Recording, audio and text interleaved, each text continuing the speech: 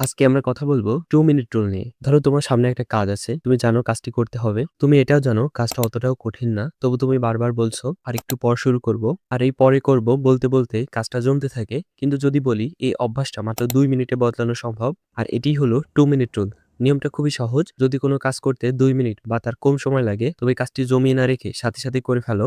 যেমন কারো গুরুত্বপূর্ণ মেসেজের উত্তর দেওয়া, টেবিল বা ঘর গোছানো, খাবারের পর প্লেট ধুয়ে রাখা, পড়া শেষ করে বই খাতা জায়গা মতো রেখে দেওয়া। এই ছোট, ছোট কাজগুলো জমিয়ে রাখলে এগুলো ধীরে, ধীরে মাথার উপর চাপ সৃষ্টি করে। তাই ছোট কাজগুলো এখনই সেরে ফেলো। অ্যাটমিক হ্যাবিট বইতে বলা হয়েছে, যদি কোনো কাজ করতে ইচ্ছে না করে তাহলে নিজেকে বলো, আমি কাজটা শেষ করব না, শুধুমাত্র 2 মিনিট করব। ধরো তোমার পড়তে ইচ্ছা করছে না, নিজেকে বলো শুধু 2 মিনিট বই পড়বো। ব্যায়াম করতে ইচ্ছা করছে না, নিজেকে বলো আমি শুধু 2 মিনিট ব্যায়াম করব। এখানে আসল লক্ষ্য হলো কাজটি শেষ করা নয়, বরং কাজটি শুরু করা। কারণ আমরা অনেক সময় কাজটি শুরু করার আগে কাজটিকে অনেক বড় এবং কঠিন মনে করি। কিন্তু একবার শুরু করে দিলে দেখা যায় কাজটি যতটা কঠিন ভাবছিলাম ঠিক ততটা কঠিন না। যখন তুমি 2 মিনিটের জন্য শুরু করে দাও, অনেক সময় দেখবে যে 2 মিনিট 5 মিনিট হয়ে গেছে, 5 মিনিট 20 মিনিট হয়ে গেছে। আর এভাবে ছোট একটা শুরু বড় কাজকে সহজ করে দেয়। তাই নতুন কোনো অভ্যাস তৈরি করার সময় সেটাকে এত ছোট করে ফেলো যেন সেটা করতে তোমার 2 মিনিটের বেশি সময় না লাগে। যেমন প্রতিদিন 1 ঘন্টা বই পড়বো, এটা না ভেবে নিজেকে বলো আমি আজ শুধু 2 মিনিট বই পড়বো। 30 মিনিট ব্যায়াম করব, এটা না ভেবে নিজেকে বলো আমি মাত্র 10টি পুশ আপ দিব।